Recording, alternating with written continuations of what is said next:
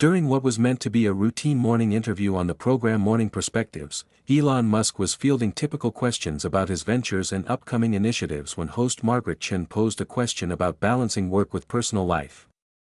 Suddenly, the world's most celebrated entrepreneur fell silent.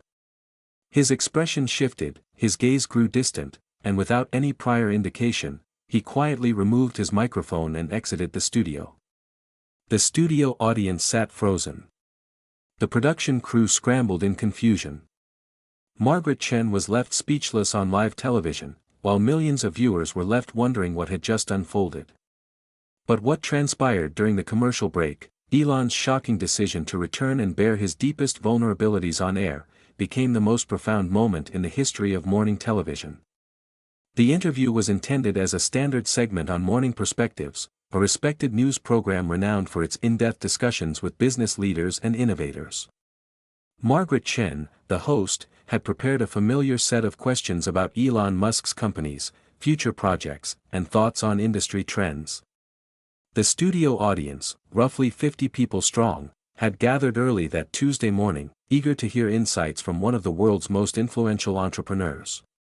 Morning Perspectives, broadcast on the national news network for nearly a decade, had earned its reputation through thoughtful interviews that delved beyond soundbites, exploring the motivations and mindsets of prominent figures. Margaret Chen, with her warm yet direct interviewing approach, had become one of morning television's most respected journalists. Her hallmark was asking questions that revealed the person behind the public persona, always with respect and insight rather than sensationalism. The studio was designed to foster an intimate atmosphere despite the presence of cameras and technical equipment. Two comfortable chairs were positioned at a slight angle to each other on a minimalist set, bathed in soft lighting with understated decor. The audience sat close enough to feel engaged but not so near as to distract from the conversation. It was a setting crafted to encourage genuine dialogue rather than performance. For the production team, that Tuesday was a meticulously planned morning of technical preparations, last-minute research updates, and the controlled chaos typical of any live broadcast. The show's producer, David Williamson, was particularly thrilled to have secured Elon Musk, known for being selective about media appearances. The team had been trying to book him for months, and this interview was seen as a major win for the program. Elon arrived at the studio composed but visibly fatigued after a series of meetings on the East Coast. His pre-interview chat with Margaret during makeup and sound checks was cordial and professional, touching on familiar topics about his various businesses and philanthropy efforts. Behind the scenes, the crew noted that he seemed more reserved than his public persona might suggest. He was courteous, thanking the makeup artists and sound technicians for their work, but there was a noticeable distractedness in his demeanor. One production assistant overheard him on a phone call just before arriving, a conversation that seemed to end abruptly, leaving him staring at his phone with a look of concern. In the pre-show hustle, however, this brief moment was noticed and then quickly forgotten as everyone focused on their tasks. Margaret had spent the previous evening reviewing her research notes and refining her questions. She had interviewed Elon years earlier and found him straightforward and reflective, though occasionally terse. Her goal for this interview was to explore not just his business endeavors but the philosophy driving them, aiming to understand the mindset of a man who had reshaped multiple industries through sheer vision and determination. As the cameras began rolling and the interview commenced, the first few minutes proceeded smoothly.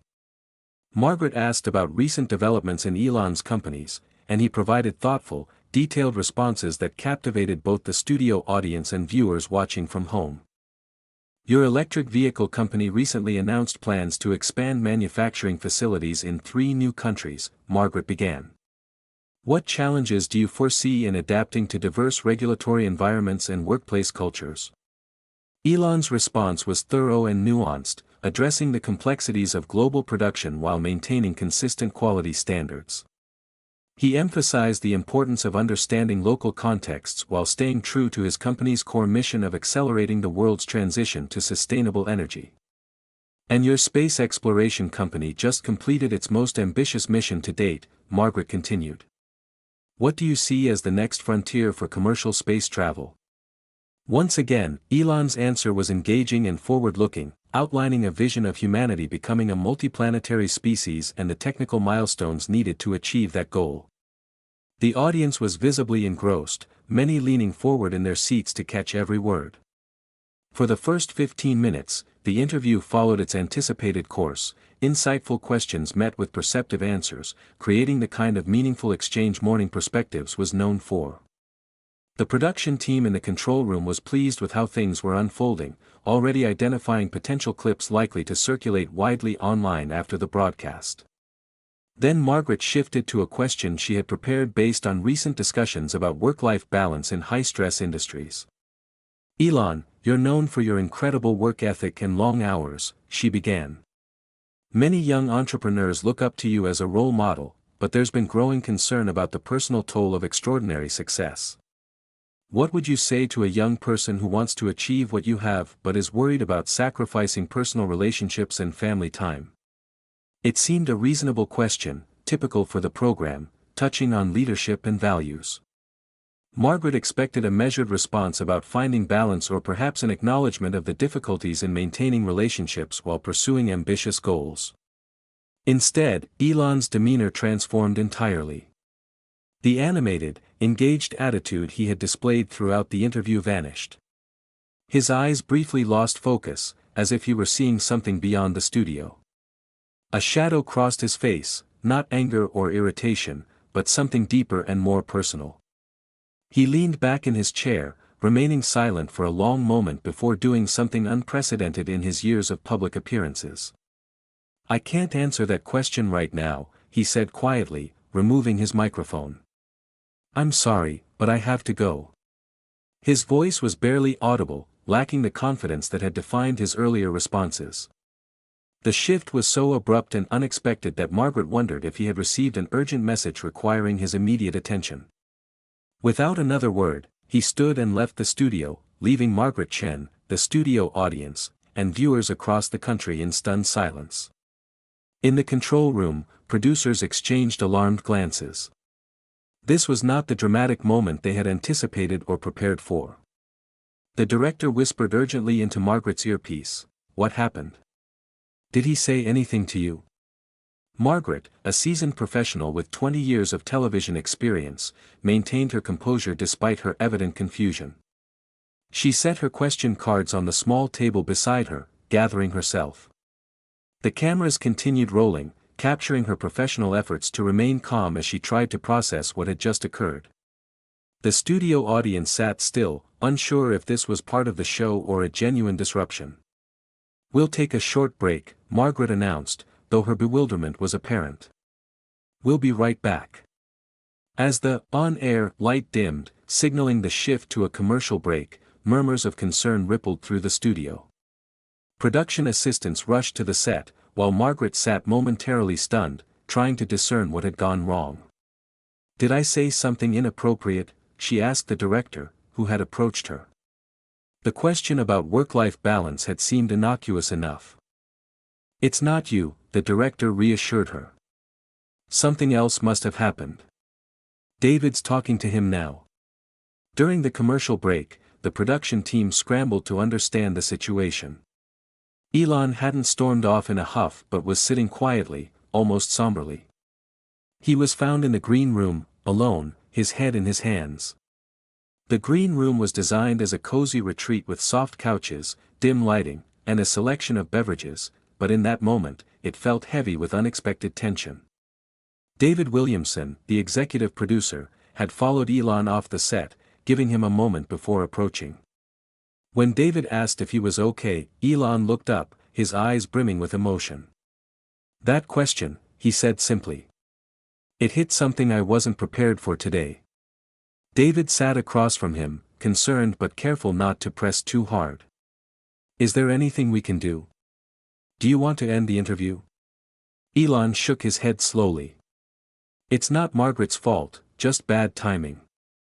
After a few polite exchanges, David learned that earlier that morning, Elon had received a call from one of his children, who expressed feelings of distance and disconnection, which had clearly affected him deeply.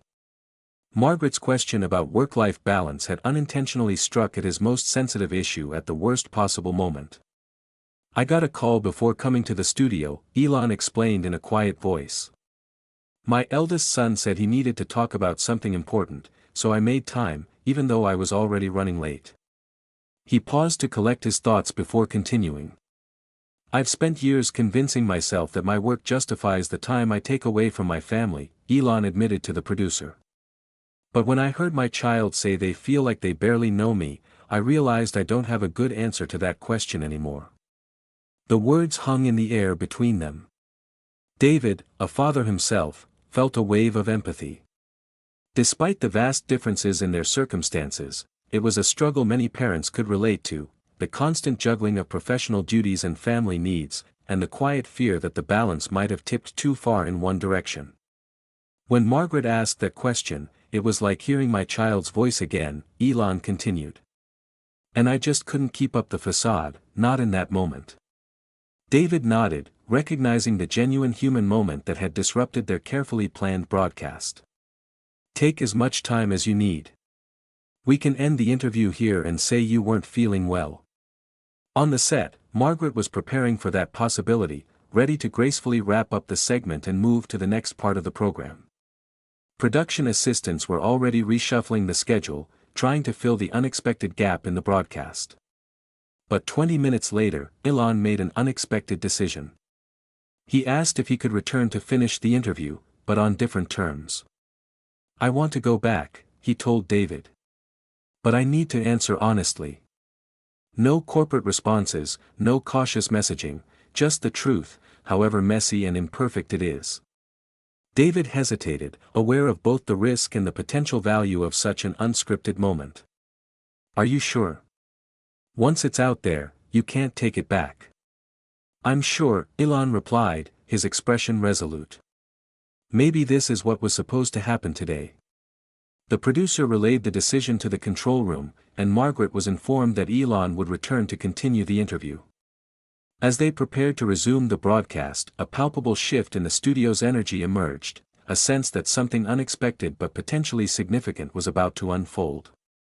When the cameras rolled again, Margaret welcomed him back with grace and professionalism. Instead of returning to her prepared questions, she acknowledged what had happened. "Elon, thank you for coming back. Would you like to share what prompted you to step away?" She asked the question gently, leaving him the option to decline or redirect the conversation if he wished. But her journalistic instinct told her something significant was unfolding, something beyond the carefully curated public appearances typical of most interviews with high-profile figures. Elon took a deep breath, visibly steeling himself for a difficult decision about how much to reveal. "Margaret, you asked me what I'd say to a young person about balancing success with personal relationships," he began. "And I realized I don't have a good answer, not because I haven't thought about it, but because I haven't figured it out myself." The honesty of his response created a new kind of silence in the studio, an uneasy silence of surprise but also an attentive silence of people realizing they were witnessing something raw and vulnerable. "This morning, before coming here, I had a conversation with one of my children that reminded me that all the professional success in the world means nothing if the people you love feel distant from you," Elon continued. "Your question forced me to face the fact that I've been so focused on building the future that I might be missing the present with the people who matter most to me." The studio audience, which had been nervously chattering during the break, now sat in complete stillness. Even the camera operator seemed to hold their breath. "It's not courage," Elon responded when Margaret gently probed further. "It's necessity. If I can't be honest about my failures as a father and a partner, how can I claim to be successful as a person?" His voice carried a weight absent from the earlier part of the interview. Gone was the polished, confident entrepreneur discussing business strategies and technological innovations. In his place was a father grappling with the same fundamental human challenges many face, regardless of wealth or status. What followed was perhaps the most candid conversation about success, sacrifice, and family ever aired on morning television. Elon spoke openly about the challenges of balancing global responsibilities with personal relationships, the regret he felt over missed moments with his children, and his ongoing efforts to reconcile being the innovator the world expects with the father his family needs. "I've always believed that what I'm working on matters for humanity's future," he said. "And I still believe that. But this morning, my child helped me see it from their perspective. It's not about whether Dad is changing the world, it's about whether Dad is there for school plays, remembers to call on birthdays, or knows what's happening in their lives." Margaret nodded, understanding. The big dream versus the daily moments. "Exactly," Elon agreed. "And somewhere along the way, I convinced myself that the dream was so important it justified missing those moments. That's the story I told myself. But when my child called this morning to say they need me to be more present in their life, I realized I was living in denial about the cost of the choices I've made." The conversation flowed naturally from this foundation of unexpected honesty. Margaret set aside many of her prepared questions, recognizing that something more valuable was unfolding, a genuine exploration of the human challenges behind extraordinary achievements.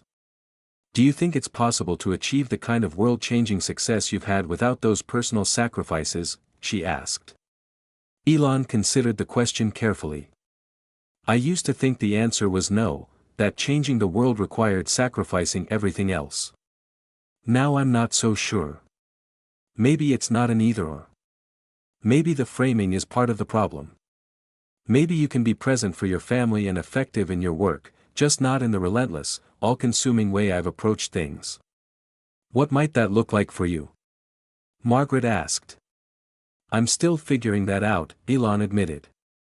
"Maybe it means being more intentional about when I work and when I'm fully present with family. Maybe it means accepting that some projects might take longer if I'm not working 20 hours a day. I don't have the perfect answer yet, but I know I need to find a better balance than I have now." The interview continued for another 20 minutes, but the tone had shifted entirely. Instead of discussing business strategies and technological innovations, they explored the human side of leadership, the isolation of making tough decisions, the challenge of maintaining authentic relationships under public scrutiny, and the ongoing effort to be a whole person, not just a successful one. They discussed the pressure of public expectations, the challenge of raising children while living under a microscope, and the difficulty of distinguishing between necessary sacrifices for meaningful work and unnecessary absence due to workaholism or avoidance. "I think a lot of people assume someone in your position has it all figured out," Margaret observed. "That success in one area means success in all areas of life." Elon shook his head. "That's the great illusion, isn't it? That if you're successful enough professionally, everything else will somehow fall into place. But relationships, especially with children, require their own kind of work and attention. You can't outsource them, optimize them, or solve them with clever innovations." As the conversation progressed, there was a noticeable shift in how Elon spoke, more measured, more reflective, less inclined to give the rapid, technically detailed responses typical of his usual public appearances. It was as if the earlier moment of vulnerability had created space for a different kind of presence, one more attuned to the human elements of the discussion than to impressive arguments or company promotion. "What will you do differently moving forward?" Margaret asked as their conversation drew to a close. "I'll start by really listening to what my children are telling me about their needs," Elon replied. "Not just hearing the words, but understanding what they truly want. And then I'll make real, tangible changes in how I allocate my time and attention." He paused, then added, "I've dedicated my career to solving technical problems that seemed impossible. It's time to apply that same determination to fixing this part of my life." When the interview concluded, the studio audience responded with something unprecedented, not the usual polite applause, but a standing ovation for the raw honesty they had just witnessed.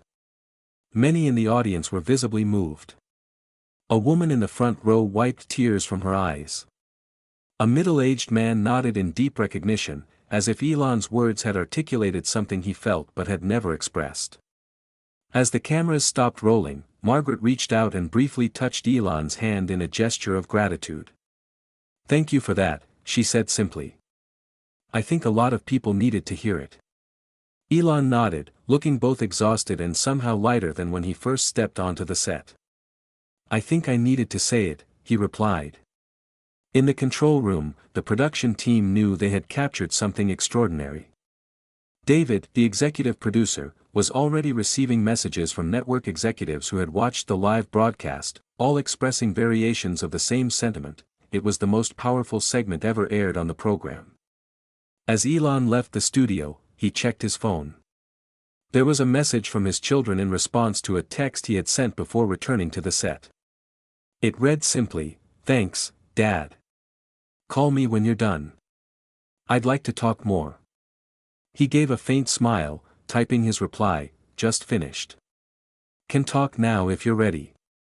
No rush, no plans, just want to listen." In the weeks that followed, the segment became one of the most widely shared interviews in the program's history. But more importantly for Elon, it marked the beginning of meaningful changes in his approach to work and family life. The first change was small but symbolic. He began scheduling unmovable time with each of his children, periods that couldn't be rescheduled or interrupted, no matter what was happening at his companies. These weren't elaborate outings or expensive trips, but simple, regular moments like breakfast before school, weekend walks with phones left at home, or evening calls to the children living with their mother. He also started involving his children in his work in ways that were meaningful but not burdensome, not to pressure them into following in his footsteps, but to let them see and understand what he did when he wasn't with them. It wasn't about preparing them to take over his companies, but about sharing a part of himself that had previously been separate from his identity as a father. Perhaps most significantly, he began re-evaluating his own definitions of success and achievement. The relentless focus that had defined his career didn't disappear, but it was tempered by a growing awareness that personal relationships require their own kind of attention and can't be addressed with the energy left over after meeting work demands. The interview also sparked conversations in unexpected places. In boardrooms and at family dinner tables alike, people discussed the challenges of balancing professional ambitions with personal relationships. Parents had candid talks with their children about the demands of work and the needs of family. Business leaders reconsidered workplace cultures that demanded constant availability at the expense of personal well-being. For Margaret Chen and the Morning Perspectives team, the episode was both a professional triumph and a reminder of why they chose careers in journalism, to facilitate meaningful conversations that help people better understand themselves and each other.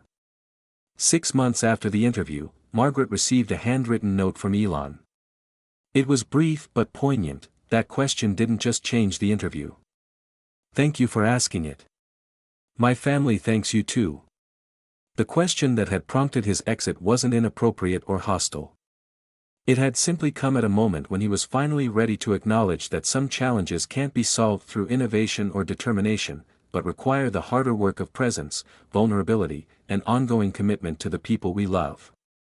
Perhaps the most enduring lesson of that unexpected morning broadcast was that behind carefully constructed public images and professional achievements, we're all engaged in the same fundamental human struggle, to forge meaningful connections with those we love, to be present in the moments that matter, and to build lives that reflect our deepest values, not just our most visible accomplishments.